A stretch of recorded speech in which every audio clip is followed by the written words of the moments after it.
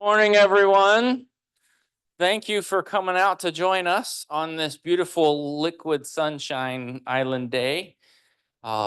Thank you all for coming. We've got a full agenda for you. And so I appreciate your interest. I appreciate your attentiveness. I appreciate your desire to be here. I know that probably a lot of you have some questions for us. And so we will absolutely have time to answer a little bit of that afterwards as well. But if you haven't signed in, please sign in. Make sure we get your name, email, phone number. And if you've got a specific question or a comment that relates specifically to you and your location, please jot that down on that right-hand side of the page, and we will make sure we get back in touch with you if we don't have time to cover every detail today. But we got a full agenda today. Thank you very much. This morning is the city's program, stormwater improvement program. So if you're not here for that, please go to another classroom. Nobody left. Okay. Thank you guys for coming. My name is Saji Kamya. I'm the city engineer, superintendent of public works, and a handful of other things that the mayor asked me to help her with. So, but today I've got my city engineer hat on. So thank you all for coming out. So without further ado, we got a little agenda that we'll go through, but I've asked the mayor if she would kind of kick us off and give us kind of her thoughts on our program a little bit, and then we'll go through our agenda. So Mayor Judy. Sorry. Welcome. I was hoping we'd even have more people. Maybe we need to get it raining again. We are going to record this, so if some of your friends and neighbors missed today's presentation, as long as the recording works, we are going to add it to our website because this is all really great information. Dan Diggins actually asked us to have this workshop because we've been deep in the trenches doing all this background work. And although I meet with the commissioners and let them know all the wonderful things we're doing, we're not actually doing a great job of making sure you all know that this is our #1 priority, and it's saving our property values. We got to stay ahead of this. Climate change is real. As all of you know, I was born and raised. My dad was born here. He said the most water he's ever seen on the island was that one storm we had. It was a winter storm. Was it 40 years ago? It was like in 85. It actually took the boats off the lift. And I actually got water in my house that day, never had before. And then we had many years where we were okay, but now we're starting to get some of those king tides on top of these record rains, and it's happening again. This last, the hurricane season and then our December storm, water came in really quick again. So I love the island. I'm buying some mullet boots and I'm gonna wear my raincoats and I'm just gonna enjoy it as long as we can. But there's something everyone needs to do on their own properties if you're ground floor homes, is protect your ground floor homes. I put up door dams in my house. They're relatively inexpensive. They're like, I don't know, $500 to $700 a piece. Saved my house from the last storm. There's things you can do. Make sure that anything that you're storing downstairs, you pick it up, you get it up so you don't have as much debris. All of that costs taxpayers money if we have to go out and pick up all the debris left behind. So everybody needs to do their part. The city is also doing our part on all of our public right-of-ways, dealing with as much stormwater as we can, increasing our pipe sizes, adding inlets, adding outfalls, WAPROs to stop the tides coming in. We're doing a lot of effort on ourselves. As much infiltration you can add in your yards, decreasing impervious surfaces in your yards. You're going to see one of the videos I took when I was wading through the water at the last storm we had. I went out to City Center just to watch the amount of movement of water coming out of our outfalls in this boat basin here. It was pouring out of those pipes. I mean, I've never seen water, so much water coming out of the pipes, and there was a manatee drinking out of it. So think of that. He's drinking out of a storm outfall. as much infiltration we can do to get that dirty rain to go in the earth before it goes out the outfalls is really going to help our wildlife. So I pulled some numbers out of the last 10 years.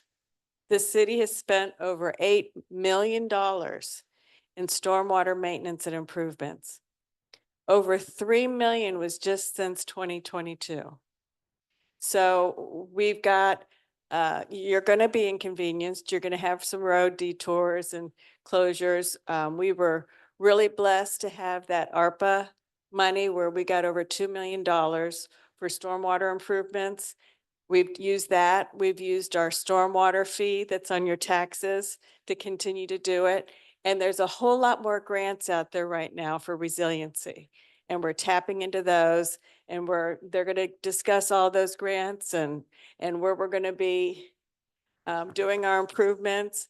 But they've invested a lot of time and energy, and we've got the experts here. So you guys enjoy this morning and make sure and ask some great questions at the end. Thank you, Mayor. Wanted to give little heads up on what we're going to talk about today. Introductions. What we want to present to you is our full cradle to grave, beginning and end, whatever phrase you want to use for our stormwater improvement plan. And so hopefully this helps answer some of your questions, but we won't cover necessarily specific items. So if you got specific items, those can be questions later. But funding is where it all kind of starts from. Do we have the money to do what we need to do? And then, of course, planning. And I don't mean planning like if there's any of our land use planner types. I don't necessarily mean that. I mean planning like putting together our plan for our projects. Like what is the best way to do what we need to get done? Engineering and then design, of course, and then what comes out of that is our specific projects and the construction of those. And then you're not done after you build it. You got to maintain it and take care of it. And then we'll kind of wrap up with some questions and that kind of thing. So want to kind of start with the end a little bit. I'm going to go through introductions for your crack team that's given the presentations. But before we do that, I want to introduce a few of our crew leaders. So gentlemen and ladies, will you stand up, and Abby too. I want you to put some names and faces together. You've probably seen or talked to these folks a little bit or their folks. So I just wanted to say what we're showing and presenting here is kind of the behind the scenes start of it. When there's stuff that needs to get taken care of in the field, it's these folks and their team that does that. Unfortunately, you have to listen to me ramble on about whatever. It's these guys that get the job done and make sure that your city infrastructure is taken care of. So for starters, I want to introduce Jeff Jackson. He's our stormwater crew lead. So you've probably talked to him if you've had a complaint about stormwater, because he goes and chats with folks and tries to do his best to take care of the system that we have. Anybody who's been here a little while probably has noticed and seen that we've got infrastructure that is 70+ years old. And I'm not throwing stones at any past administrations or anything like that. But there is some maintenance that needs to happen ongoing going forward. And Jeff and his, I didn't just quit. His team takes care of that. Okay, and then Wayne, he maybe is one of our newer employees from the great state of Boston. That's a state, right? He comes to us from the Massachusetts area. He's got a history of roadway maintenance, roadway improvements, that kind of thing. So he leads our roadway crew, which includes the street sweeper. So if you got any complaints about dust or anything like that, go see Wayne.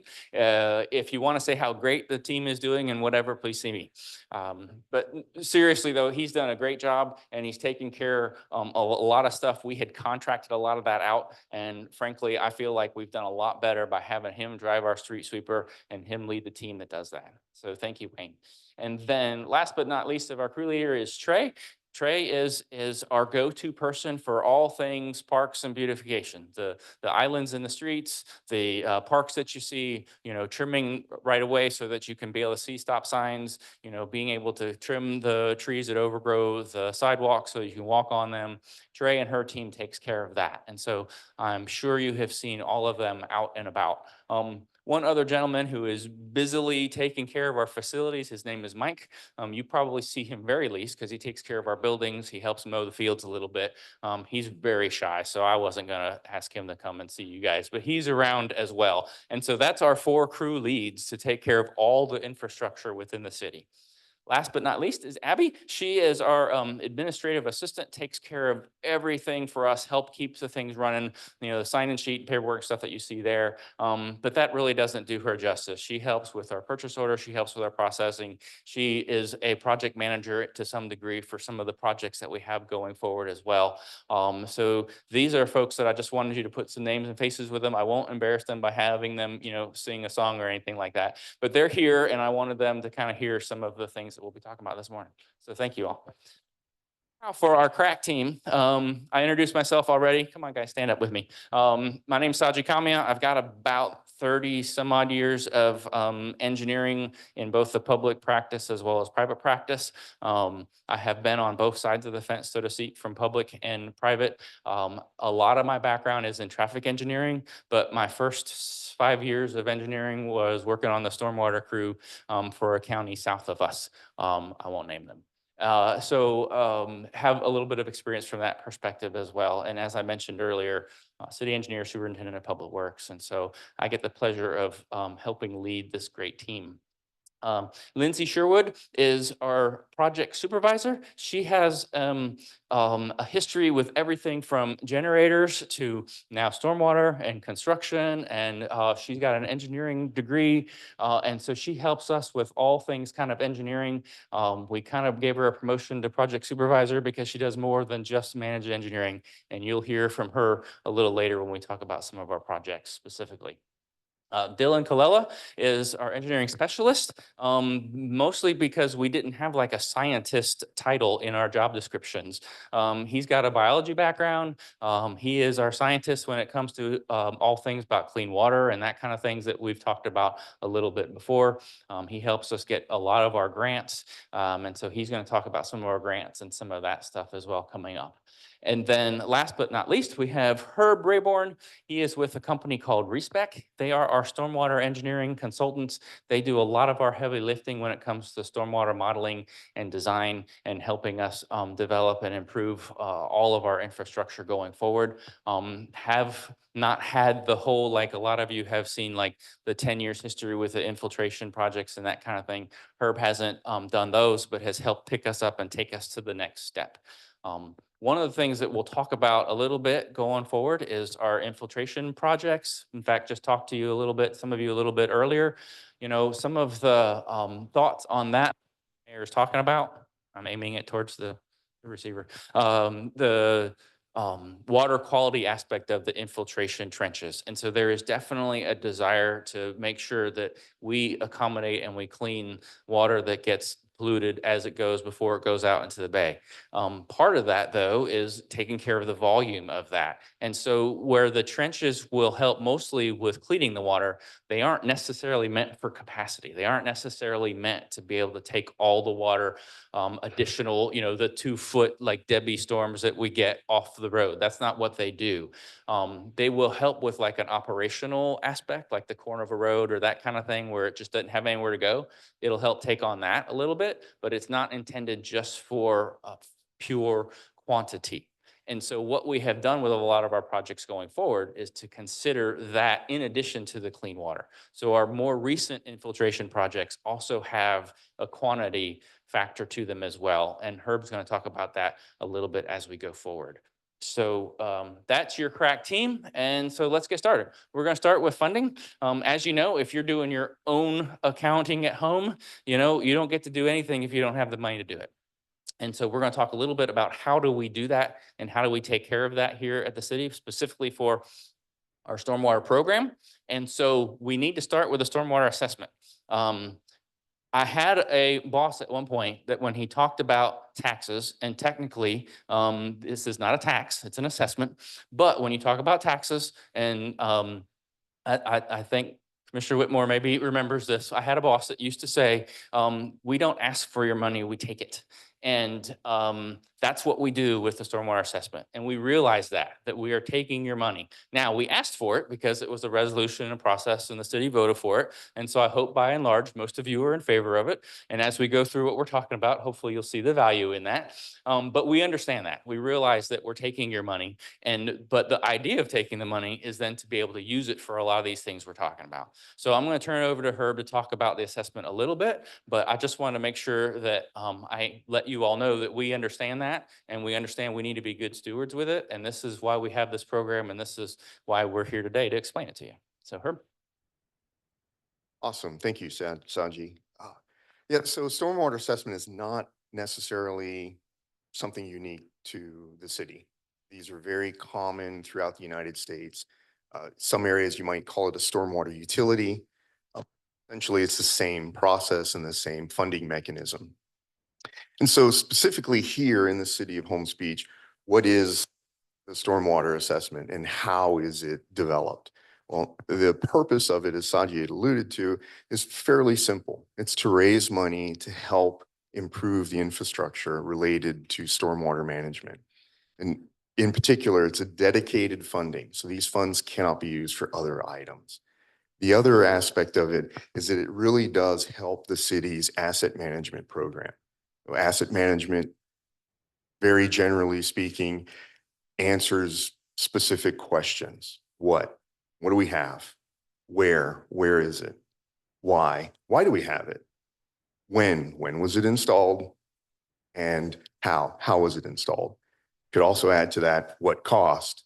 But at the end of the day, an asset management system is very, very fundamentally important to making sure that your infrastructure lives its long, excuse me, and is maintained properly and replaced when necessary. Any infrastructure does not have permanent life. 20 years, 40 years, 50 years is usually the maximum extent to any infrastructure. The assessment also helps in planning. It's really simple. Like Saji said, if you don't have the money to do something, then it's probably not a good idea to plan to do that thing. So knowing what funding is available is very important to the process of planning. It also supports the operation and maintenance, which Lindsay's going to talk about a little bit later on. It's very important to keep your infrastructure maintained and operating. And you might think, well, inlets, pipes, what do they need from an operational standpoint? Well, there really is things that we can do and the team can do to help improve the operational capabilities of the infrastructure. And then lastly, it supports maintenance and improvements. So we may find over time, certain infrastructure is not meeting its intended goal, whether it's because the debris has built up, maintenance issues. I might just start screaming so you all can hear me. So if this cuts out, I'm just going to raise my voice. So it's, yeah. Just put it right. Oh, wow, that's really loud. Okay. So essentially, maintaining and improving the system is very important, and the assessment helps with that. So how is it developed? This was part of the resolution that Sajid mentioned, and how the system is developed. Now, stormwater assessment, stormwater utilities have many different ways of calculating what it is that the residents and industry and commercial businesses have to pay. Here in the city, it's based on the area of the property, whether it's residential, commercial, industrial, it's basically all the same. What is the area of the property? And that area of the property is determined by what the Manatee County tax appraiser has appraised and assessed. The rate is $2.95 per 100 square. And it's the property, it's the, it's the property size, not necessarily the size of the house or anything of that nature, or the size of the business. So 295 per 100 square feet. And we started working with the city in 2022. And that rate has not changed since that time. So those are the facts that I can.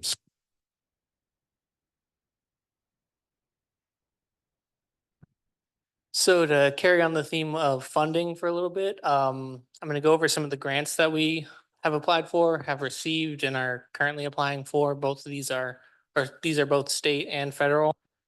Starting with the Resilient Florida program, which was designed to protect our inland waterways, coastlands, shores.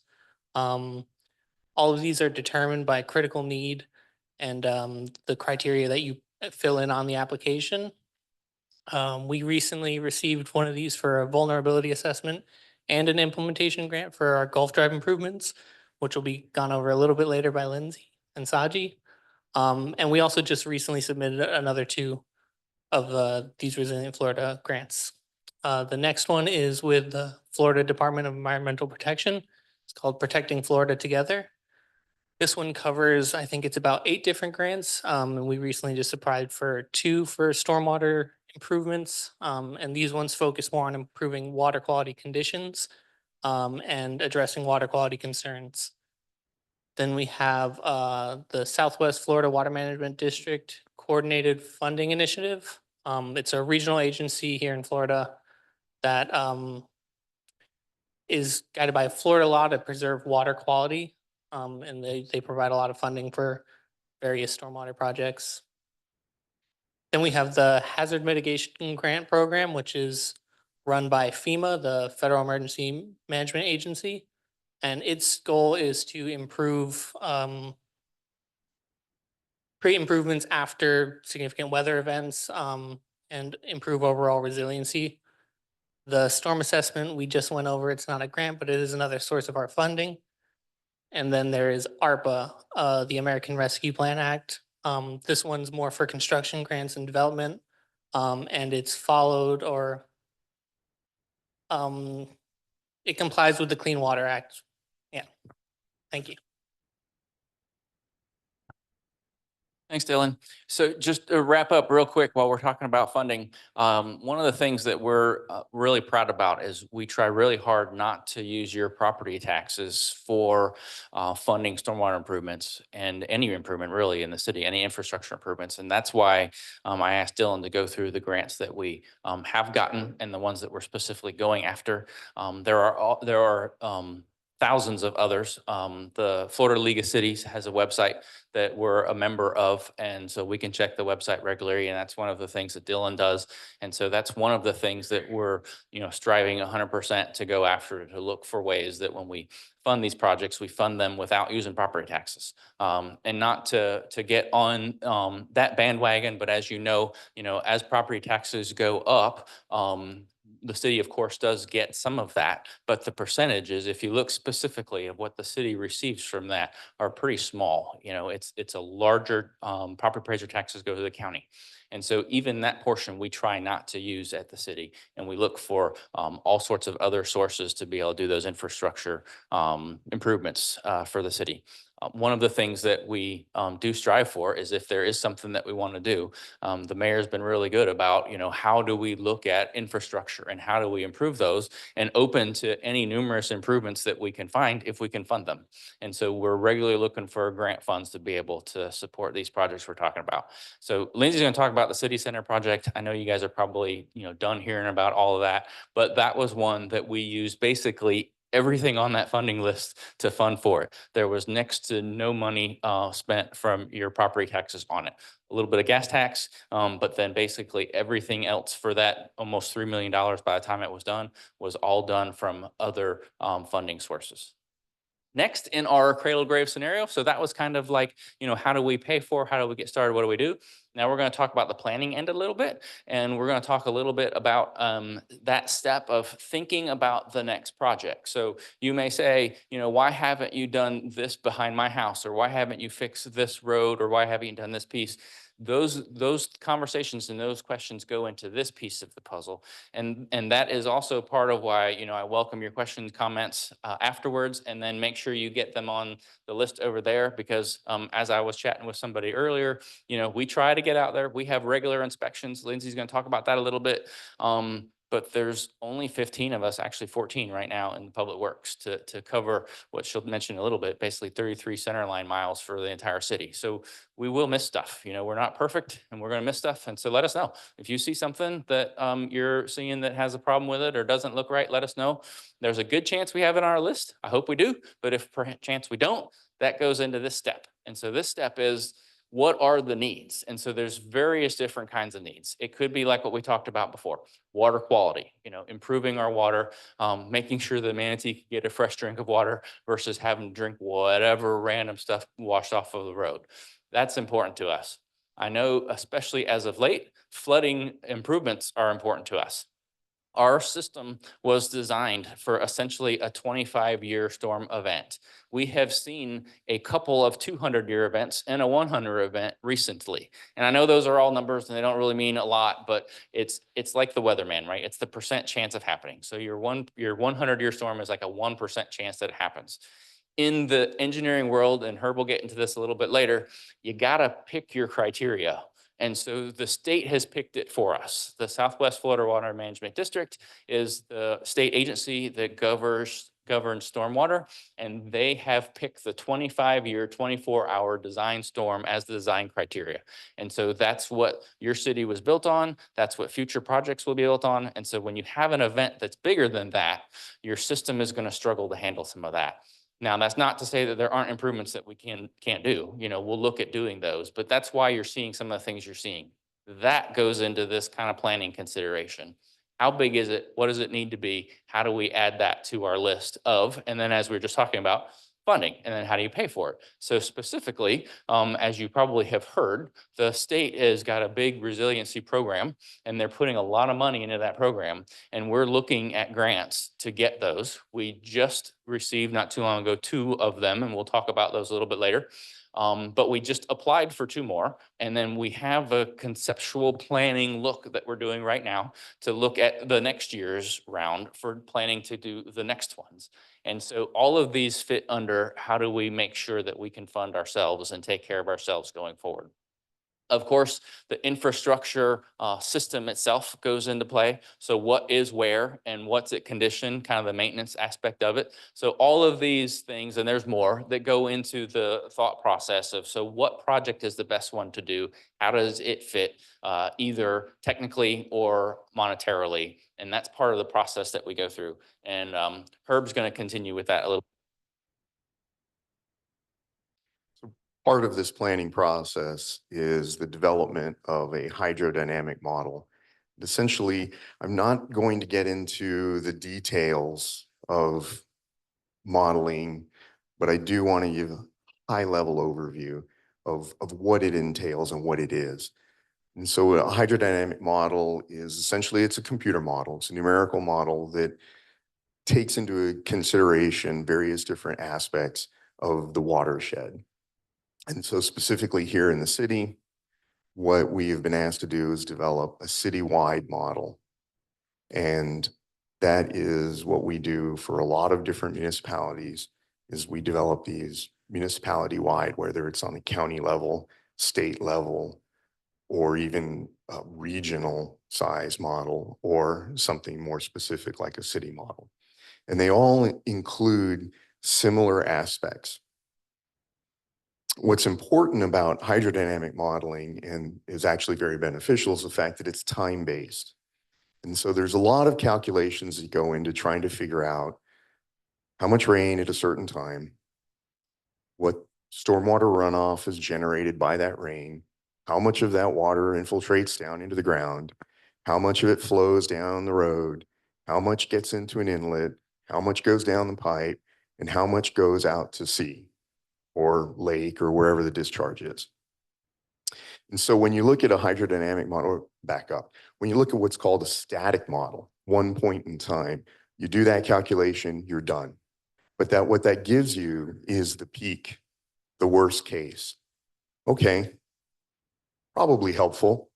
However, it's more helpful to really understand what is happening at each time step throughout that 24-hour mandated storm event that you have to review. And that's where hydrodynamic modeling comes in. So every second of time, whether you choose 30 seconds, 1 minute, 1 hour, 6 hours, whatever that time step is. Now, normally that process of picking a time step involves running the model a few times so that you capture the peak correctly. And now you've got what that time step is, and you apply all these calculations at each time step. But then when you do the next time step, you have to go back and use the numbers from the previous one to make sure that you're actually looking at the system properly. So it's a little bit of an involved process, and that's why a computer model is used. It takes time to develop these, but they include important aspects, namely that it looks at things that impact stormwater runoff. Some of those things are how much available storage is in the soil storage, what the rainfall looks like, what the imperviousness looks like, the lay of the land, if you will, the topography. All those impact stormwater runoff. It also includes the storm sewer system. And so I use the term storm sewer because that's what we do in the industry. It's pipes and grounds, but it's basically a sewer system. Doesn't mean that there's wastewater in it. As a matter of fact, the state of Florida, it is illegal to put wastewater in your stormwater system. It is also illegal to put stormwater in your wastewater system. Very important that those two things are kept separate. So the storm sewer system usually includes an inlet, pipes, sometimes a manhole, sometimes a specialized box, sometimes a lake, but essentially that's what it is. Here, it also includes the infiltration system. And that is also included in the model. The model also uses the topography of the land. Now, we opted to use what's called LiDAR, light detection and ranging technology, to develop the topography. We did this because it's way cheaper than hiring a surveyor to come out and survey everything. There are things to consider. You're saving money, yes, but the level of detail available is not as precise as an actual survey of the land. But when you're looking at a large-scale model for the entire city, it's a wise decision, because when we go to the next step, that's when we get that additional information. Also, because it's in the state of Florida, in the Southwest Florida Water Management District, or SWIFMUD, we had to use the 25-year, 24-hour design storm. Now, the city also asked us to model other storm events. So what we did, we look at the mean annual storm, which is going to be more or less something that you can expect to see. We looked at the 10-year, 25, the 50, and the 100. It's a very good planning tool so that then you can look at the different aspects of each project and determine its viability based on a cost-benefit relationship. Now, the model that we developed, we also like to include an integration with GIS, or graphical information system. It puts together the pretty map to show areas of flooding and things of that nature.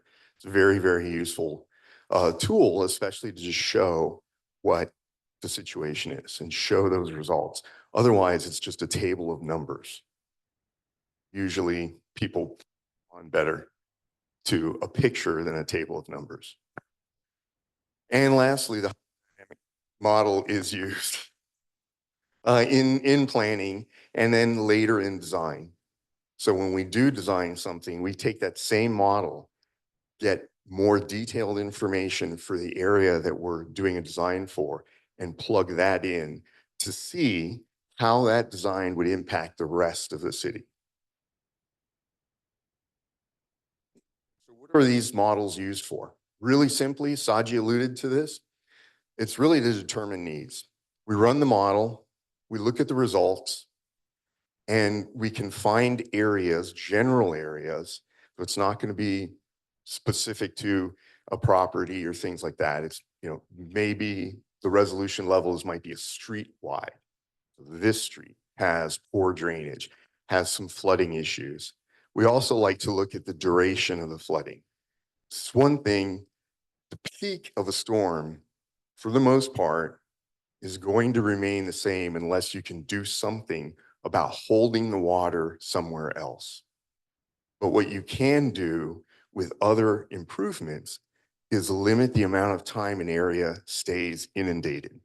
So that can oftentimes be a very cost-effective solution to addressing issues. Also, we look at tidal influence. Now, tidal influence is a very, very, very important issue, especially on barrier islands throughout Florida, because the elevation of the land is not much higher than some of the high tides. And we have seen this recently and in the past. So we look at tidal influence, and then that usually informs us on tide valves and the usefulness of using them.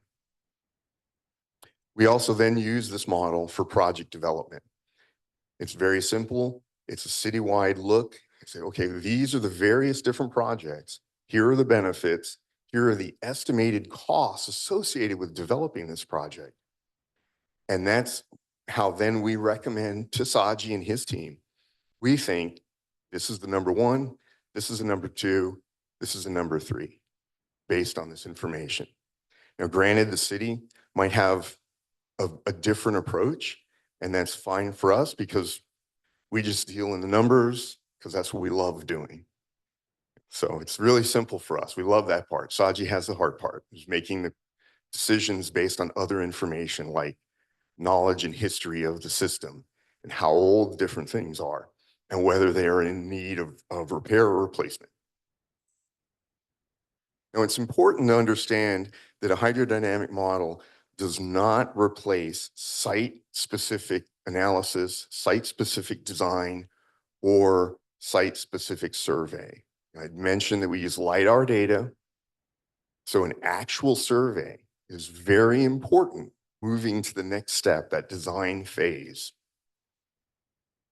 Surveys are not cheap, or at least good survey with topographic information. It's not a cheap endeavor. And that's why we went with using LiDAR, because it was the most prudent use of the city's money. Now, I just want to talk briefly about things that inform the hydrodynamic model, but then also help us in this planning process. It's a little bit about history, kind of a history lesson, if you will. So essentially, drought, precipitation, tide data is what I want to show. The interesting thing that when we started looking at drought, and this is done on a regional level, Manatee County level, we noticed that the most recent period of drought that has had approximately the same length of time as the drought that we're just now starting to come out of was in 2007 and 2008. So that was a few years ago. The drought that we are getting out of now is actually a little more severe than that drought. And I'll show you a little bit of a graph in a little bit. Now, precipitation. So, and we'll show this also in a little bit. Last month, the month of August, the regional Manatee County region total rainfall is 21 3/4 inches. That's a lot of rainfall when you consider the regional total for the year is approximately 48 inches, almost half in 1 month. That's crazy.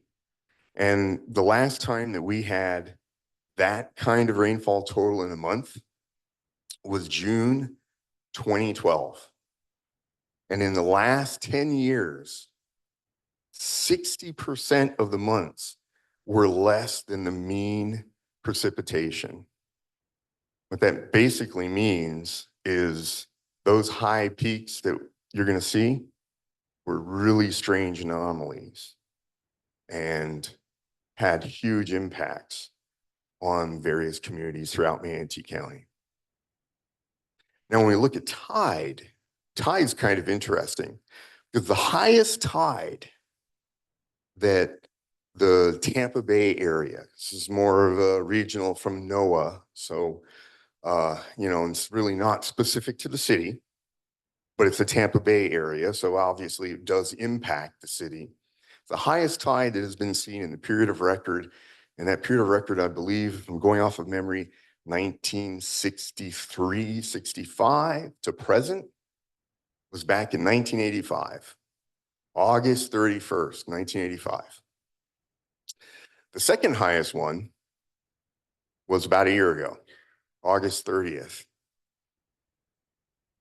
Lowest tide ever recorded was in 2022 and the second lowest in 2027. It's kind of interesting stuff. So let's take a look at that. So here's that period of record I was telling you about. Not as cool. This is what I wanted to show you. You look at what 2023 and 2020 look like. We zoom into that. That red, that's extreme drought conditions. Again, this data is from NOAA and the United States Geologic Survey, USGS. And it's for all of Manatee County. And when you look at the vertical axes, the y-axes, you read right there, it just says it's the total percentage of Manatee County that was in those various drought conditions. You can see for a fairly extended period of time, we were at 100%. We dropped down a little bit, but we didn't get below 90. And we dropped down a little bit more. And the best we could do was a short period of time in this year where we got out of drought conditions, but then we went straight right back into it. It's crazy. But then we got some really tough rains in June, July, and August, and that's really what's driving us out of the drought, which is good news because we need the water. But sometimes we don't really need the water on the ground. So it's all about putting the water where we need it. So here's our precipitation. This is the period of record. Just wanted to show this because it presents all the data, and you can see that there's a variety of peaks. That kind of bold or thick gray line, that's the mean monthly precipitation number. You can see that there's a good number that's below. There's about the same number that's above, which is what you would suspect statistically. And you can see that 2012 peak that I talked about, and then you can see August. So here it is, the last 10 years.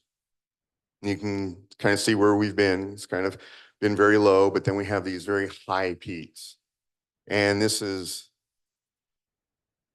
showing that August, 21 3/4 inches of rain in 1 month. Wow, that's right. And this also ties into what's going around in the region. And it's important to see, this is the Manatee River. Now this is a stage, that bold line is what's called the flood stage. And so the flood stage essentially, in a very general sense, is the stage at which the river gets. And at that point and beyond, it begins to impact life, property, and health.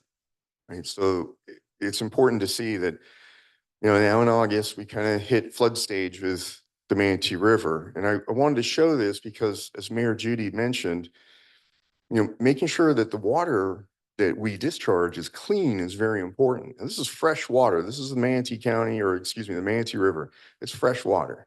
But a lot of that water comes from stormwater runoff. And so if there was a poorly managed municipality or poorly managed industry that drains into the Manatee River, all that extra water would be full of whatever nasty pollutants are being discharged. And that's one of the reasons why water quality is so important. A look at another river in, frankly, a different county. I believe, how did Saji say it, south of here? They won't be mentioned. Is that kind of the word? The Myakka River also, August on flood stage. It's just important, or I just wanted to point this out, that this is kind of a regional issue. This is not really the flooding and the weird things that are happening. It's affecting the whole kind of Southwest Florida area. And frankly, we are doing some work up in Northeast Florida and the St. Johns River Water Management District. We're seeing very similar things up there. And so when we look at tides, this is from 1965. Okay, I was close. I said 65 to present. And so what the red line is, that's the maximum monthly tide. The gray line is the minimum monthly tide. So you could pick a particular month and say, well, that was the max for that month, and that's the min for that month. So they're not on the same day typically or anything like that. But what this does is it shows us that there is and has been kind of a trend of increasing both minimum and maximum tides. And related to that is the fact that the city has been doing some really cool things with tide. Yes, so as touched on, one of the main concerns is NOAA uses the Port Manatee tide gauge and rain station for all of their reports. So what the city did was actually install 2 tide gauges locally, as well as an additional weather station. One is located on 77th Street in Marina. That's the city's one. And then the Manatee County tide gauge is on the Key Royale Bridge. Both of these give us the ability to monitor our tides and rain live, and I do that quite a lot, watching the computer quite a bit on those lately. And collect that data, which helps us not only with the grant applications, but kind of predicting what we might see based on previous values. So it increases the accuracy of what we're seeing and can compare with the NOAA data. Another hat that I wear is Geographic Information Systems, GIS mapping. We use ArcGIS. We use it for a lot of different things. The example I have shown here is our stormwater inventory map. It's a complete collection of all the infrastructure in the city, and we do have a copy of it hanging on the wall there if you want to check it out later. There are over 1,000 structures, each individually mapped with a bunch of different data points on them, including things like the size, the condition, material, last inspection, and it is used for that inspection process. Both use GIS for right-of-way mapping, tracking, surveys, signage all throughout the city, and it comes into play with my other hat of permit review. So I do all of the right-of-way permit review for city drainage, but also individual construction projects, any work that takes place in the right-of-way. And I've recently taken on the drainage reviews, which just to go into a little depth is most that all work being done is like compliant with the public works standard details. So verifying the depth of infiltration trenches that are being put in, the widths, depths of swales, and everything like that is under compliance.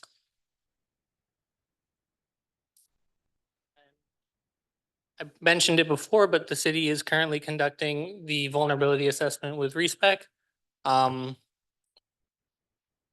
Data comes into play in these models and that information. So the vulnerability assessment, the point of it is to identify all the critical assets within the city, as well as areas that are most vulnerable to flooding and sea level rise. Um, Assets would include things like the fire station, the police department, city hall, public works, as well as all of our evacuation routes.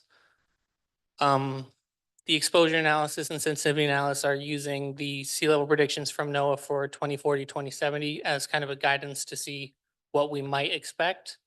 And we received 80,000 from the Florida Department of Environmental Protection with a $20,000 city match, and we're expected to see that completed report sometime March 2025.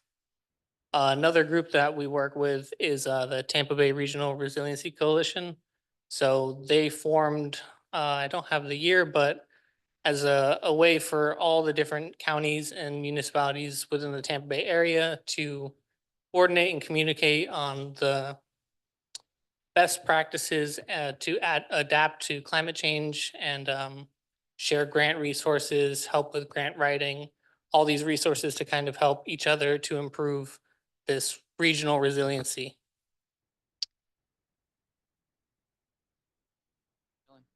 To highlight this slide real quick, not to go backwards too much, but this was the vulnerability assessment plan. One of the reasons why we wanted to make sure we do that, because the results of that will tell us things that we need to improve on.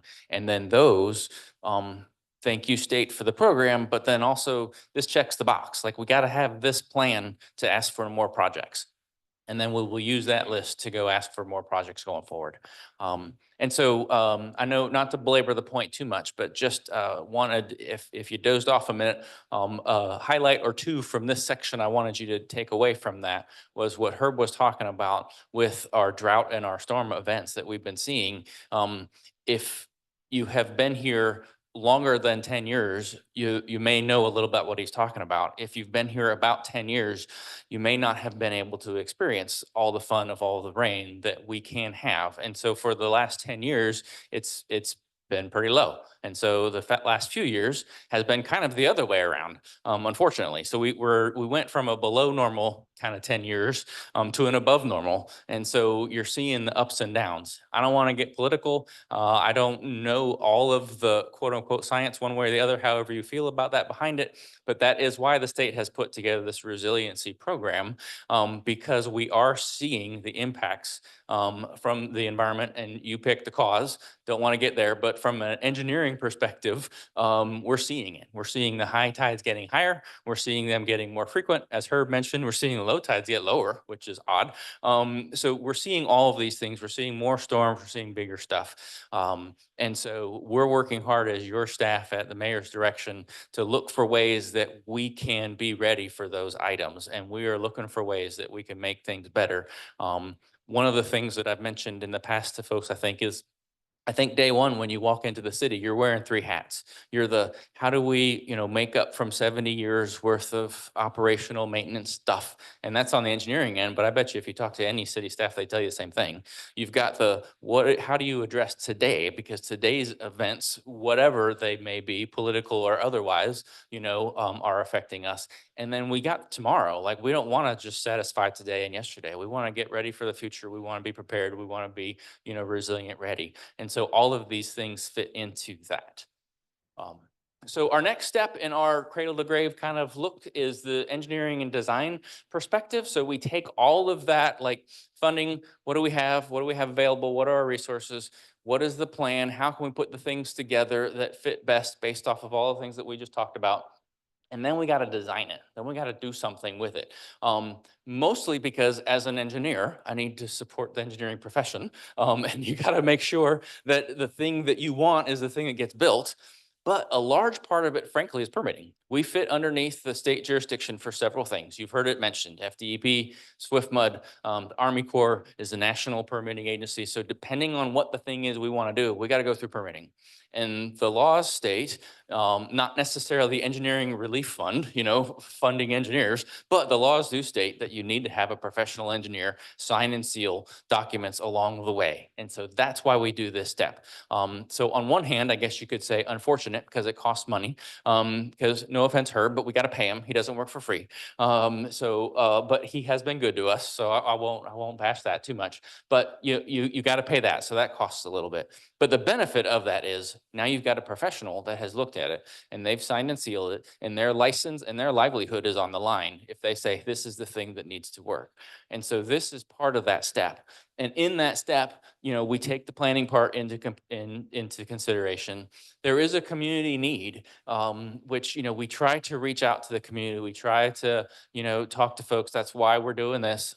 That's also why I want you to write your comments down, because we need that feedback as well. I mean, I think engineers get the bad press that, you know, it's just numbers, it's just this, and not taking into account the whole community and the actual need. I'm sure you've seen, you know, any kind of joke about engineers thinking and designing one thing, but the need is something totally different. A popular one is, you know, I want a swing set, and the you know, engineer designs, you know, a tree with a rope on it, and you're like, no, I didn't want a noose, I want a swing set, you know. So there is that kind of thing that we want to be better about, and so that's why we're having these kind of conversations with you. Of course, the funding plays into that, the modeling plays into that. So all the things that Herb talked about and what we're talking about in that last step all goes into this step. And then, as Herb had mentioned too, field conditions are super important. So what the actual situation is in the field on site is super important for the design. And that's where surveying comes in. That's where field visits come in. One of the things, as an engineer for a few years, that I've always asked folks that come in and work with me, you know, go look at it. One of the huge benefits of being in our beautiful city and on our beautiful island is it doesn't take much to go see the location. I've worked in some places where, you know, it takes you an hour and a half, 2 hours to go to the place that you're trying to make an improvement to. So that's not an issue here. So go look at it, go see it, make sure you know what the conditions are, talk to the neighbors, talk to the community. And then there is the actual documentation. It's a plan, it's a piece of paper. Paper's getting less and less frequent. They do accept electronic documents. I guess I'm old school. I still like paper. Don't ask Lindsay. She prints too much paper for me, I know. But there is a document that needs to be made that gets put together, and then the permitting step. And so there's more to it, but I think those are kind of the highlights of the pieces that go into the engineering component of it. I'll let Herb talk a little bit more about the criteria. Yeah, so just very fun.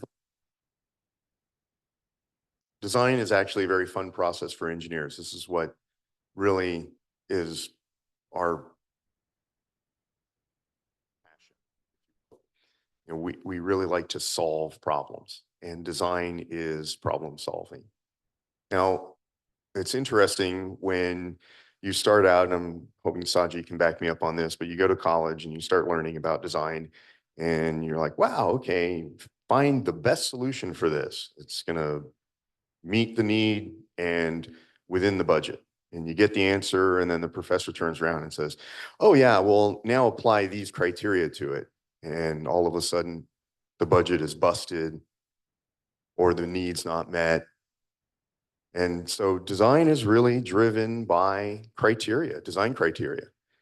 And, you know, some design criteria are based on the needs of a community. Maybe a certain community or a certain area that's getting developed has a particular interest that is going to be driven. I think that probably the easiest example of that is if you've ever been to the Walt Disney World resort, you know that things look different there. Well, that's part of their design criteria, and they're willing to pay that extra money for that theming. But there are certain design criteria that are required, absolutely must be met. Otherwise, your project cannot move forward. And those are the criteria that I want to talk about. So they're not just made up. A bunch of politicians didn't get together and vote in something weird that you have to design to. The way it started was with a group of scientists group of engineers who actually looked at scientific data, did research, and recommended various things to put constraints on design so that the design could meet certain requirements. Typically speaking, design criteria are used to ensure public safety. It's a good thing. To protect the environment, also a good thing. And to ensure functionality in the future and longevity of a system. So the cool catchphrase of the day for that is sustainability, right? When we talk in engineering terms about sustainability, it's not exactly kind of the phrase that's used now. It's really, will this last a long time and be useful for that period of time and be able to be operated and maintained for that period of time? So that's essentially, it's not all the details, right? But it's essentially what the purpose of these criteria are. And again, based on certain studies, certain data that are reviewed. And then yes, the process goes to some form of a governing board. Sometimes it's an entity like ASTM. Sometimes it's a governmental agency. Typically, the design criteria related to storm in particular really kind of came out Clean Water Act. And so in general, very quickly, how are design criteria, how do they come to fruition? So they go through this process, a recommendation is made, and typically a law or an ordinance is passed. And that says, okay, we're going to do X. But it's usually kind of vague on the how X is going to be achieved or how you're going to get the approval you need for your project. And then that goes to an agency where the agency then develops a rule, if you will, or a process on how to meet the law. So what I'm alluding to without saying it, but I'm going to say it now, is that permitting is a highly, highly regulated industry. And when I say regulated, it's not regulated because, oh, we just want to put some constraints on things. No, it's regulated usually by governmental agencies. So specifically here in the city of Holmes Beach, what are some of those regulations? This is not an all-inclusive list, but this is the list that on probably every stormwater project, you're going to need to do something with these agencies. There's probably more, depending on the individual circumstance of a particular project. So the city itself has a comprehensive plan. Comprehensive plan basically says, hey, this is our plan. This is what we want. This is what we want our community to be moving forward into the future. The comprehensive plan is also backed up by a land development code. And so the city has certain codes in place that need to be met. On top of that, then the state of Florida, and that's usually for our stormwater jobs here, going to be through the Florida Department of Environmental Protection, also the Southwest Florida Water Management District, or SWIFMUD. You might hear that term used a lot. And so state involved, but the federal government gets involved through the United States Environmental Protection Agency and the Army Corps of Engineers. And so this very highly regulated process could need to have a variety of permits on the local level, on the state level, and on the federal level, and oftentimes multiple permits on those levels. So design criteria drives permitting, and getting a permit is very important to building your project. And so the design is really kind of tied to the regulations and the design criteria used. Thanks, Herb. So just as an example, one of the projects that we have under design right now, this is another Resilient Florida grant project. So funding from FDEP, and it's to look at improvements along Gulf Drive specifically, from Palm to Holmes Boulevard. It is a Resilient Florida program. So about half of it is funded by them. The other half will have to get other funds to do. But currently it's under design. And so I don't have a lot of the specifics. Like I can't tell you we're going to put a pipe here or we're going to put this there. Unless Herb wants to let us in on some secrets. He's actually doing some of the design now. And so the main goal of that though is the Florida Resilient component. And so it will be to improve the roadway infrastructure along Gulf Drive. And that also includes stormwater improvements because that's part of the resiliency. And so that's just an example of a project that's under design now. And as we get closer, we'll be sharing information on it. But right now, it's really just kind of the conceptual stage. But that is one of our grants that we just received. Now Lindsay's going to talk about construction and all the fun that goes with that. You know, that's our next step. So you get a document together, you get it planned, you put it together, and then you have to go build it. And I don't know that I really understood what this phrase meant until I got into construction. Have you heard it before? You can't have your cake and eat it too. Like for the longest time, that really, like, what are we talking about? It didn't make any sense. But if you think about it, when it comes to road work or stormwater work, you can't have your road and build it at the same time. You can't have your pool and build it at the same time. So it took me a little bit for that to sink in, but that's often what I think of when I think of some of our construction projects. So Lindsay's going to share some of those with us.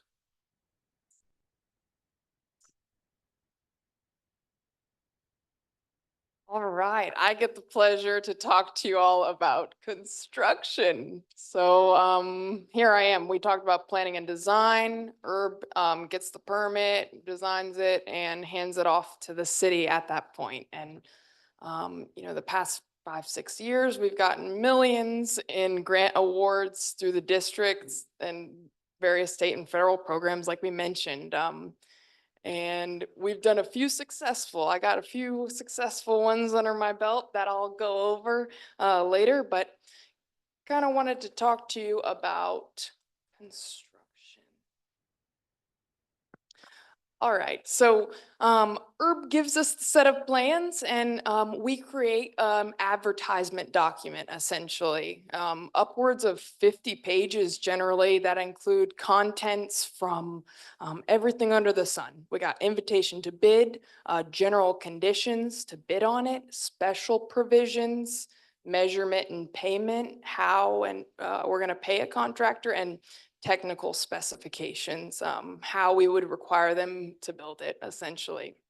And staff will then get those bids together and tabulate them. And a contractor is selected as the apparent winner, and we take that as a recommendation to the commission board.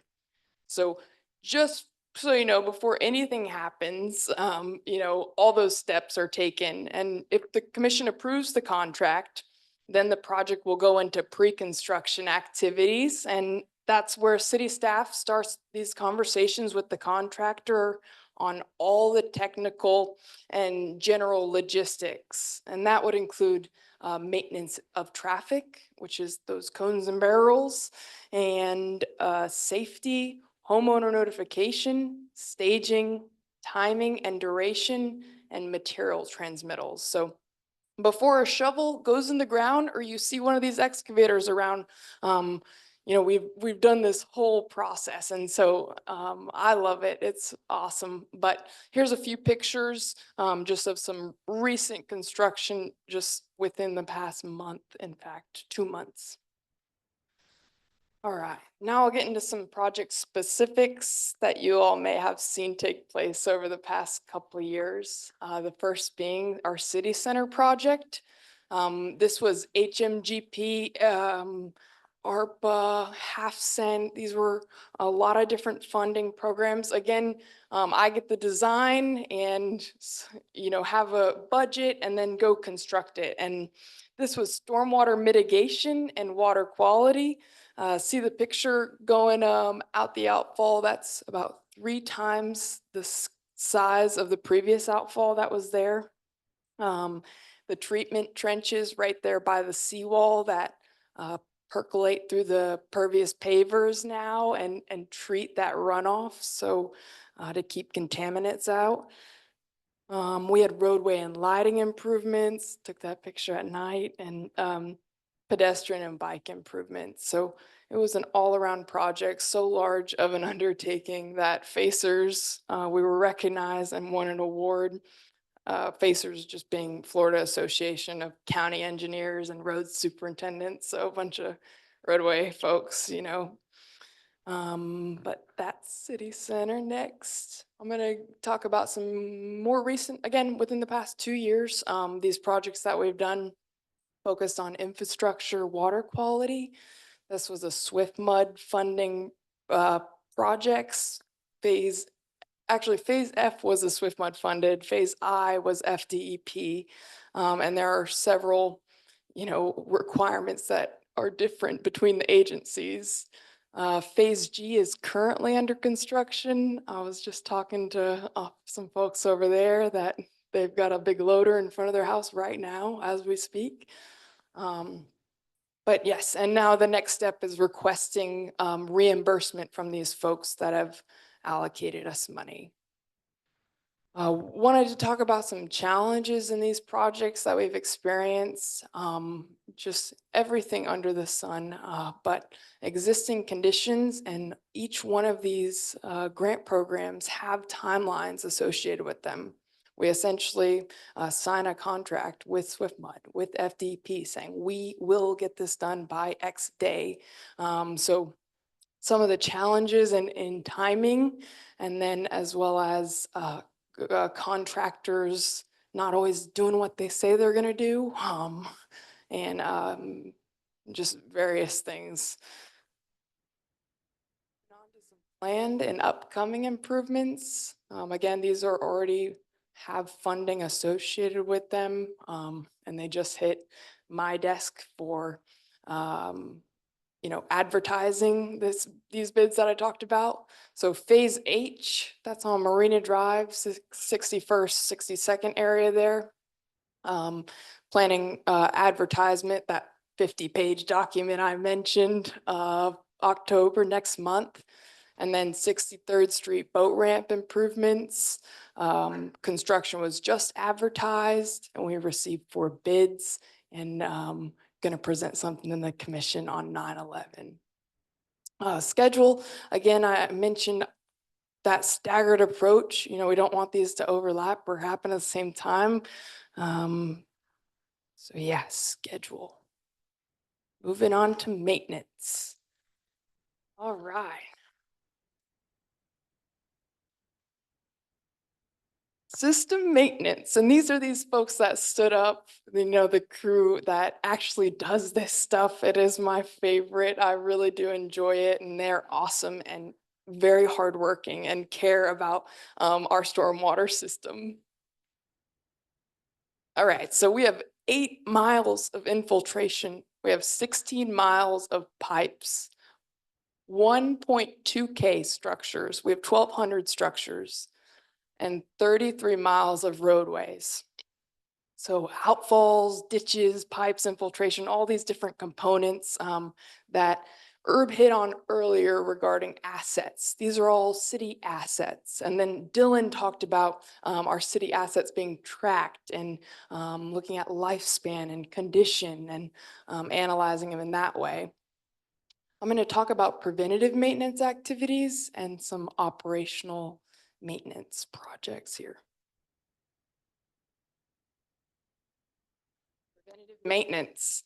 Street sweeping, we used to contract this out and we got our own, and it's been awesome and so impactful, a tremendous asset. If we can catch that sediment and contaminants before it hits the inlets, it has been tremendous. And thank you, Wayne. There's a picture of our dumpster pretty recently that we dumped that into all of the junk there. And um, yeah, water bottles. Wayne talks about flip-flops a lot and he just finds one flip-flop. But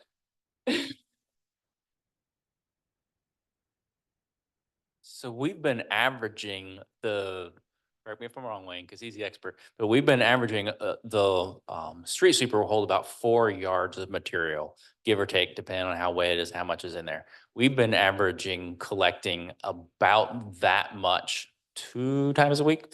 And so then every week we've got basically a 20-yard dumpster. It's not full because I can't haul it off because there's so much stuff in there. But we've been doing about a 20-yard dumpster about twice a month. One time we did it 3 times. And so there's a lot of material that we're picking up that was not picked up before. And so this is the first step. It meets our NPDES requirements that Lindsay mentioned. It meets our MS4 requirements, permits that we have to maintain for the city. It meets that. But more importantly, you know, it provides takes the waste off. So it provides our clean water that we've been trying so hard to improve on. So it's been a great program. yeah, agreed. And continuing on with our preventative maintenance activities, after rain events, you should see us out there clearing grates. Vacuum truck pipe cleaning is scheduled quarterly. And then the NPDES inspection Saji was talking about stands for National Pollutant Discharge Elimination System. We have a permit, we have a MS4 permit, municipal separate stormwater sewer permit. And there are requirements, and one of those is reporting all of these things. And, you know, including the quantifying how much we're doing. And we're doing a lot. And there's a picture of the vac truck in the middle there, if you don't know what it looks like, and then an outfall cleaning action. All right, so importance. Why is this important? I got some videos for you that the mayor shared with me I thought were awesome. So the first one being that volume, clearing those grates, very important. Got to catch that grate. Second, these outfalls, that one actually has a wasstop in it. And it is obviously, the water is going out full volume there. Then this last one is pretty cool. Why we're doing all these construction projects, why we harp on maintenance. There's a manatee. I like that one.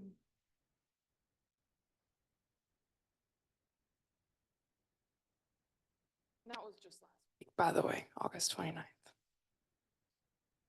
All right. Going to talk about some operational and maintenance projects items. First and foremost, repair and maintain stormwater system and infiltration areas.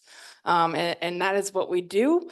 This includes repairing pipe failures, refurbishing trenches, installing end sections to protect that end of the pipe. And these items are all carried out through our public works staff and various construction contracts. Want to talk about a little bit of our inspections, how these drive some of these operational maintenance projects.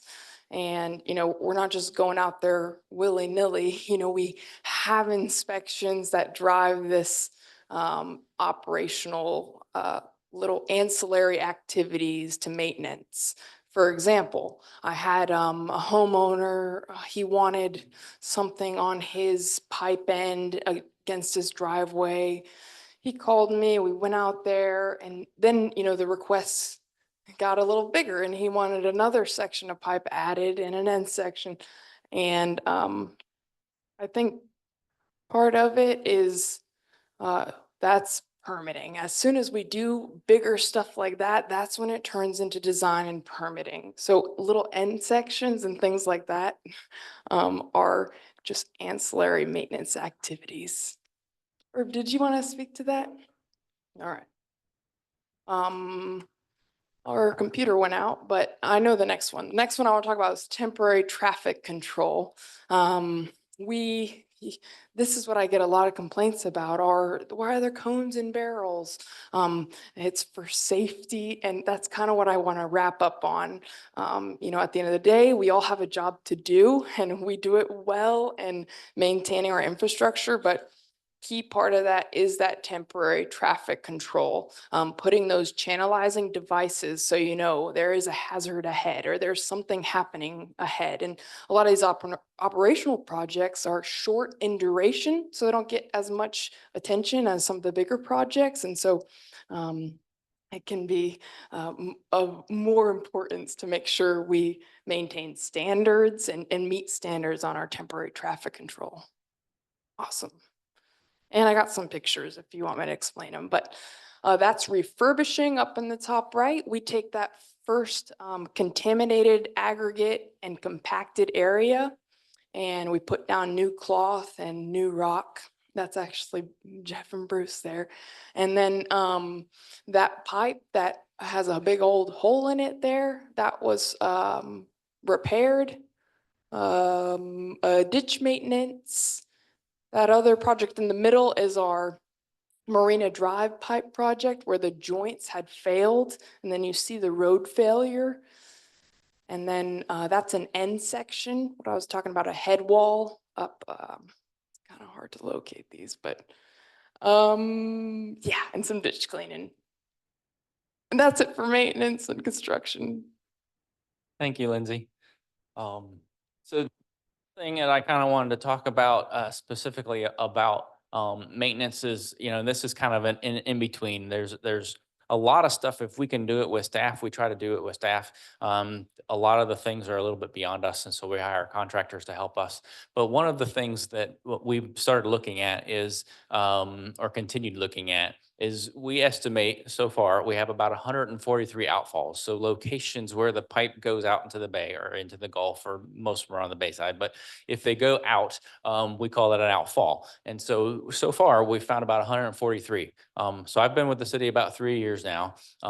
Between Lindsay's help and Dylan's help, we've had some interns come help, crew leaders help. Between all of that, we regularly, quarterly do inspections, but regularly do inventory. And it seems like every year we find a few more.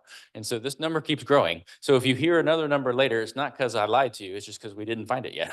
So far we have 143 of them. And of those, we want to look at every one of them. We've done bit by bit for some of the communities, but you've probably heard of the word Tide Valve, or you heard Lindsay say Wastop. That's a brand name like Kleenex. But we're looking at, does it help us to start adding tide valves in some of the locations? We've already got a couple dozen of them out. But part of that is we have to, I feel like it's my job to be a good steward, is I have to ask the question. So if I just throw it out there, will it stop the tide from coming in and up the pipe? Well, if it does what it's supposed to do, yes. But what happens if it rains at the same time? Like, I would hate for it to not open, and because you got rain on your road and it doesn't get high enough to push the water out. And so then we've asked Herb to run the model and do some calculations. There are 2 vendors that we've been working with. I think there may be a 3rd or 4th out there. And so we've started talking to them a little bit as well. But each one has different criteria, like what we were talking about earlier with the engineering and design. Each manufacturer has a different level that their pipe or their device will open. And so some locations we're doing one manufacturer's, other locations we're doing another, but that depends on how much water head pressure upstream does it take to open that tide valve. And in some locations, a certain one is better because it's more sensitive, and so it will open easier. In others, another one is fine because little more pressure is okay because it will handle that. And then of course, depending on the size, depends on the costs, and depending on cost depends on funding. And so you get where I'm coming from. This is why we did the whole cradle to grave conversation.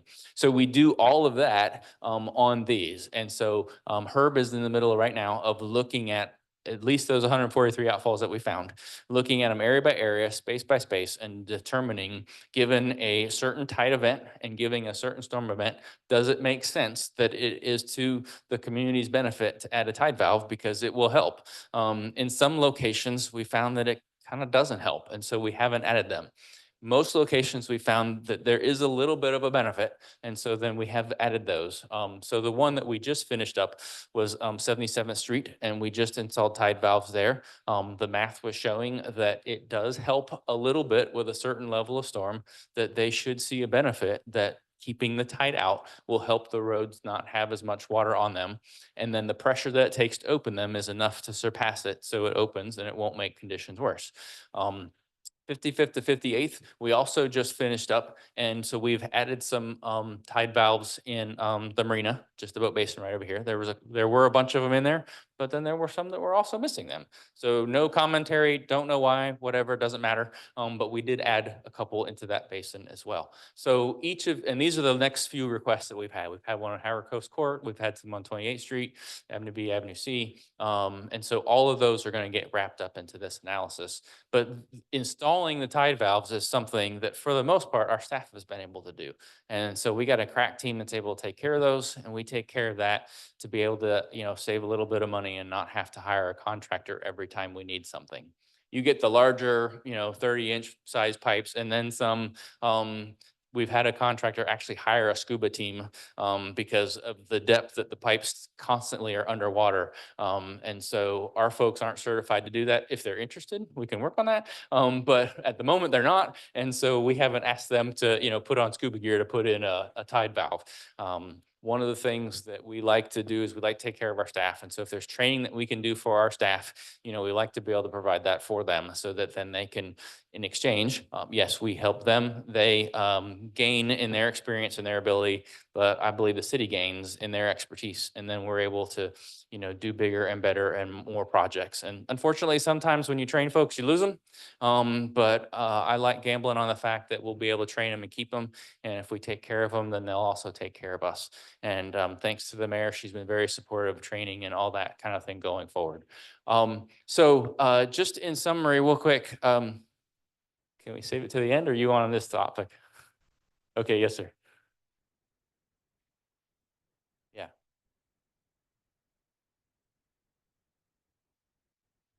Okay, yeah, good question. Apologize if I went over that too fast. So the idea is that if you have a pipe that goes out to the bay and it's supposed to carry the stormwater out, that is a problem if the tide is above the pipe. And so what you could happen is the tide is higher than the road. And so then as the tide goes, it can go up into the pipe and then fill up the road. And so the idea of the tide valve is that it only goes one way. And so as the tide comes up, it'll hit that tide valve. It will stop it from going up the pipe into the road or into homes or worse. And so the tide valve then keeps the tide out, but given a certain amount of rain, storm pressure on the upstream side, it will push it out and open it. So your road can still drain, but the tide doesn't come in. But it's a little bit of a balance because you could have, more pressure required to open up the tide valve because of the tide behind it. And so it potentially, you could end up with more flooding if you just arbitrarily put a tide valve out. But that's why Herb went over some of the rain versus tide, because that's the constant balance that we're looking at. How much rain flooding versus what the tide is at. So that is the joy of living on an island, in that you've got the tide that affects the stormwater conditions as well. If it were just one, the analysis would be different. Maybe not easier, but it'd be different. But we got both, and so we got to consider both when we do it. So I think that's pretty much our entire presentation. It looked like most folks stayed, so I appreciate it. The computer left us a minute ago, so apparently we bored the computer. We do thank you all for coming out. I want to kind of close with a couple of thoughts, and then we'll open it up to question and answer time. But I think if there were a couple of main takeaways, I think it would just be that we have this program that we're trying to cover from beginning to end. And of course, it depends on funding and criteria and oftentimes state restrictions. But then we also have an existing infrastructure that requires maintenance. And so we're doing our best to maintain the stuff that we have, but then also look towards the future and try and make things better. And the surprise storm events of 200-year rain events don't help that. And so it breaks my heart when I see people who have like, they're crying because they've had water in their house like, 5 times in the past year. And so we're doing whatever we can do to improve those situations, but it takes us time to go through this because of the permitting and that kind of thing. But we're here to do that. A lot of times there are engineers in the profession and employees in the profession that end up in city government or governments because of the public service aspect of being able to give back to the community. A lot of us could go do other things, but part of it is the benefit of being able to help the community more directly. And for me personally, one of the things that I get out of the situation is being able to, I'll say, kind of own a project, see it from the beginning to the end. That's why I said at the presentation this way, because that's how we look at them. Like, we're going to start something, but we want to see it to the end. I've been on the consultant side, like I mentioned before, and we're going to keep Herb around as long as he wants to. But sometimes what happens on the consultant side is you work on a project and you never know where it goes. You don't know what happened to it. Don't know what, you don't get to meet the people. You don't need to get to communicate with the community. And so that's something that I think I speak for most of city staff when I say that's what we like about being out here and taking care of the things that we need to take care of. And so we want to be here to be able to help do those things. And so that's why we do all this. So hopefully you can take some of that away as well. That's why I wanted you to meet some staff as we went through that.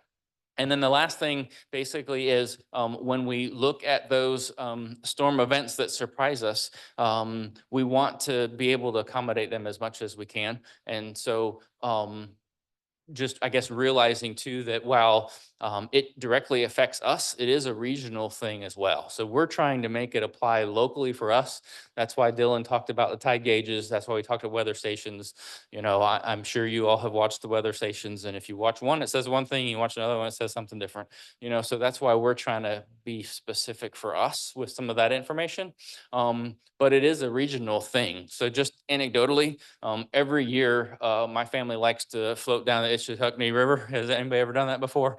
Crystal clear river, you like to float down it. We love to do that every year. Just like the flood stages that Herb was talking about for the other rivers, it's experiencing the same thing. We didn't get to do it this year because since Debbie, it's been at flood stage and they haven't had it open. I guess you can canoe down it, but we like to float down it. But anyway, it's a thing. Well, it's affecting the whole area. And so we've tried to make it specific for us. And then how can we improve things for us specifically? I do just want to say thanks again. Specifically thanks to Michelle, and I think Matt's here somewhere, and team for helping getting everything going.